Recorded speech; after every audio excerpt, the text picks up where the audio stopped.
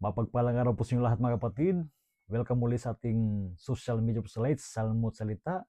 Happy Pentecost Sunday sa inyong lahat. Mga kapatid, kung naalala ninyo sa nakaraang linggo, sa ating pagdiriwang ng pag-akyat ng ating Panginoon sa langit o the ascension of Jesus, sabi ni Kristo sa kanyang mga alagad na humayo kayo at uh,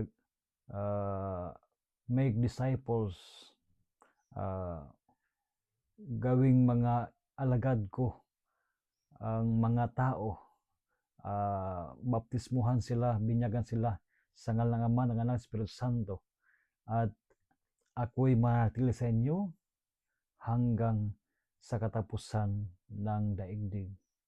Napakahalagang paalala para sa atin na katulad ng mga alagad ng Panginoon, tayo rin ay binigyan ng misyon ng ating Panginoong Jesucristo. At paano natin maganap ang misyon na ito, magawa ang misyon na ito? At ang kasagutan nito ay ang ating ipinagdiriwang ngayong araw, ang Pentecost, ang pagparito ng Espiritu Santo sa daigdig. The descent of the Holy Spirit. Sa pamamagitan ng Espiritu Santo, tayo ay binigyan ng kapangyarihan na magawa natin ang misyon ng ating Panginoong Jesucristo.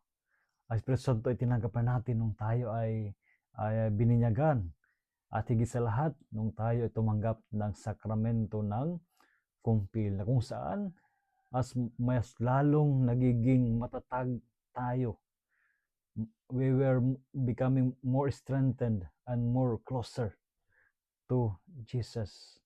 At sa pamamagitan nito ay nagiging matapang tayo na harapin ang mga pagsubok sa buhay. Tayo ay nagiging matapang na ipagtanggol ang ating pananampalataya, at tayo nagiging matapang rin na ibahagi ang ating pagiging Kristiyano sa lahat ng tao. Sana hayaan natin Espiritu Santo na gabayan tayo upang sa gayon ay mamuhay tayo bilang mga tunay na mga alagad ng Panginoon at bilang mga tunay na mga Kristiyano, lalo na sa ating panahon ngayon. So muli, mapagpalang araw sa inyong lahat, at nawa ingatan kayo ng Panginoon kasama yung mga mahal sa buhay, at makakaasa kayo sa aking panalangin para sa inyo at para sa inyong buong pamilya. God bless you.